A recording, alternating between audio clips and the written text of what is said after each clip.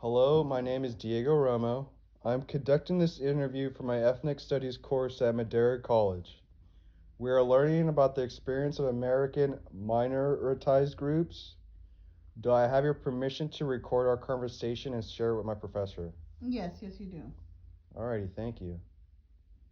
Um, what is your first name? Sabrina. Alright, perfect. Sabrina, where did you grow up? I grew up here in Fresno, California, in the Central Valley. Alrighty. How would you describe the neighborhood where you grew up? Well, um, I am 57 years old and I grew up in a regular, I would say, middle class neighborhood in the 80s because I'm old. So, well, 70s and 80s. It was just I would say it was a pretty much of a mix of a neighborhood. There was um, Mexican, there was white, there was African Americans. Um, Not really at that particular time or in my neighborhood. Not that many Asians that I recall that I remember, but that's the typical neighborhood that I grew up in. What was school like for you? School. Well, my parents sent me to a private school. It was a private Lutheran school. And funny enough, because we're not Lutheran, so I don't know. I think it's just because it was religious based.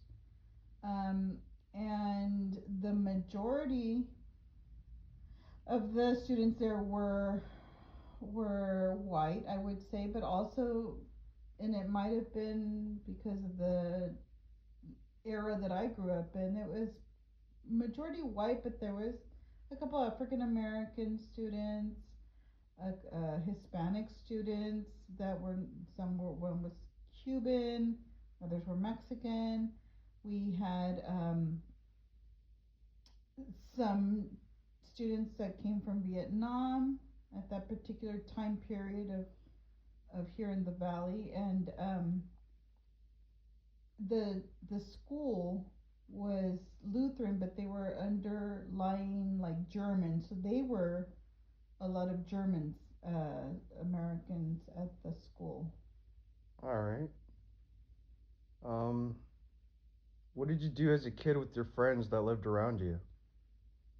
So much very different from I guess how kids are growing up now. When I was young, or as a kid, we would ride our bikes all day. It wasn't like a scary period where you can't even go outside and not be watched by your own parents like it is now. We would be riding our bikes all day. We would play outside. The neighborhood was really hustling and bustling. The kids were always running around on the sidewalks, or typical day was riding your bike all day. Were there stores near where you grew up? If so, which ones? Stores where I grew up, there was not really close to our home, but there was a what this I remember because it was a big deal.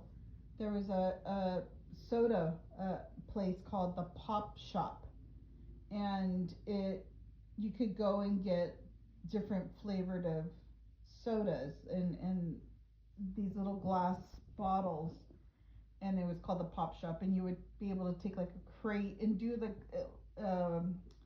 like an exchange. So like you would bring back the glass bottles, and it would be like a lesser price of the bottles that you were getting.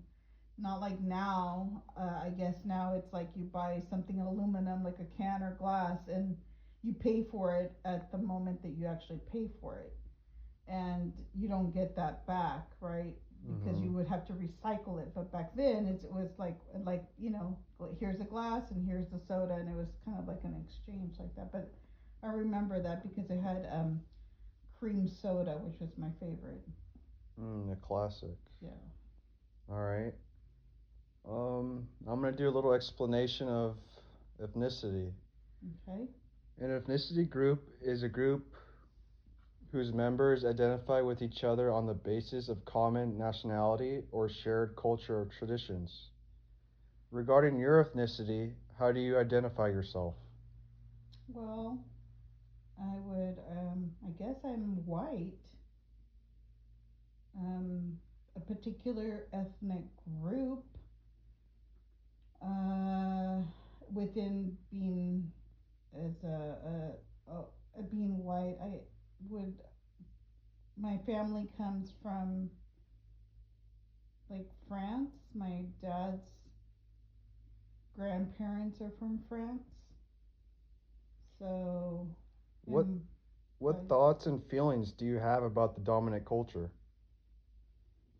my thoughts of us, if we're considered a dominant culture, which I guess I could see that, um, we mean are oftentimes not tolerant of others, I would say. Not all of us, but a great majority of us, uh, white group, or I would say we're not very tolerant of others that are not the same as us, and sometimes we're not even tolerant of each other, I would say. Mm. What thoughts and feelings do you have about other ethnic minority groups? I think because of how I grew up in my neighborhood was pretty much mixed, and I would say that when I went to school, it was a lot of different students. Um, I I would I would say that I'm tolerant of others that are not the same as myself. I don't know if that's just because I'm from the West Coast and I grew up in the Valley, and I'm not necessarily from a different part of the Valley. I'm not from Clovis, for example, where a little bit more, it's a little bit different. Especially when I grew up, it was a little bit different. You were So, always with a diverse yes, group of. I was always with, like, my friends were everybody. It wasn't just, I didn't cling to just white kids. Alrighty, good. Um, what is your highest level of education? I have a degree. I went to college. I have a BA. That's my highest level. Um, what was the highest level of education obtained by your parents? My mom went to school as well, and my dad just did high school. Do you feel any experience? Do you feel that your experience any barriers to employment?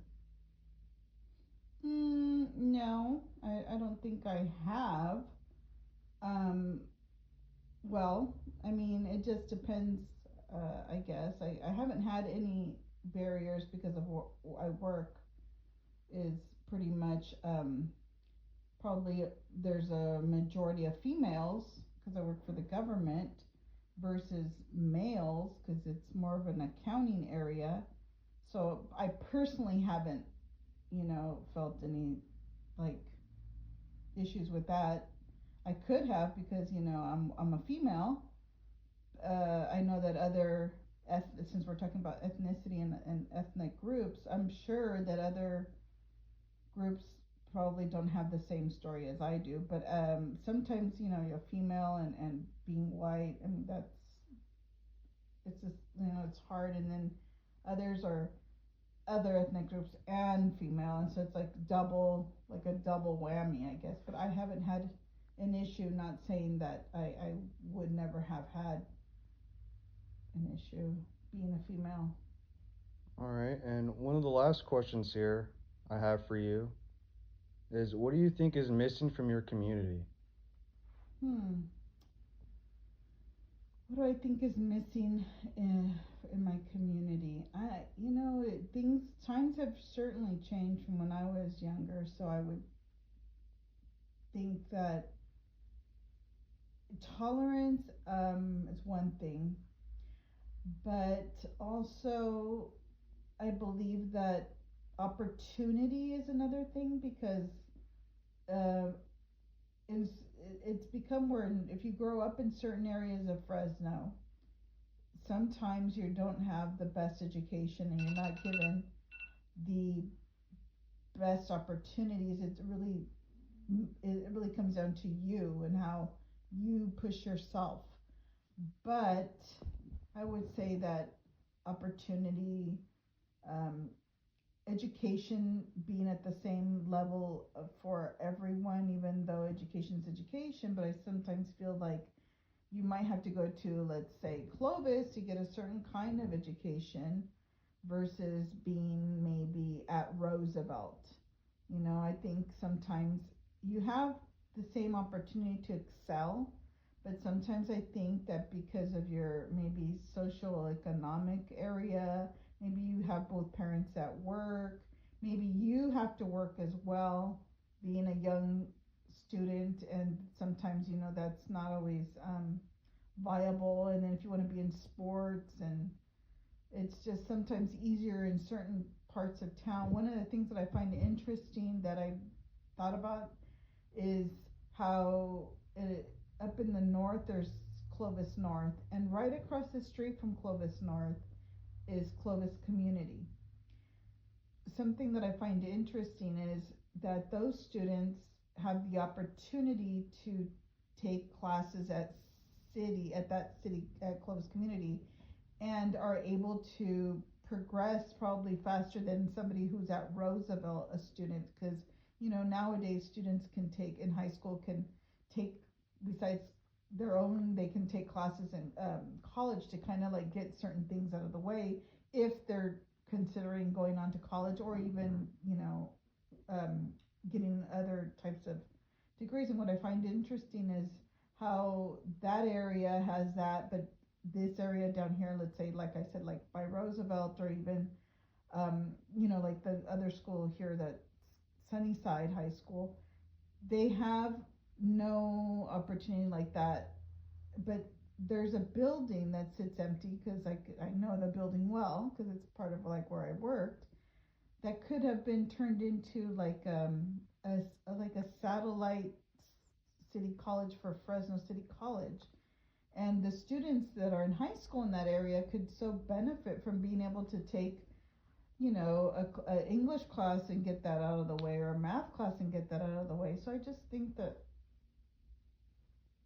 those are the types of things that I see in my community that you know You really want the younger generation to succeed. I do, because I think that it's very hard nowadays. It used to be that the push was go to college, and then all of a sudden there was a push of, oh, you don't need to go to college, it's too expensive, why get yourself into debt, just do these trade courses, which I'm not knocking that. You can get a very good paying job that way. But I also see that we have, as a nation, we have less doctors and less uh, people in STEMs, and just less. We're depending upon a lot of other countries to fill those needs, versus the students that we have. We need to build, or our own citizens, build them up and allow them to succeed as well. All right, well, thank you very much for taking your time here for this interview. You're welcome. I appreciate it. I feel like I learned a lot, and Thank you. I hope you have a great day. Thank you. Thank you.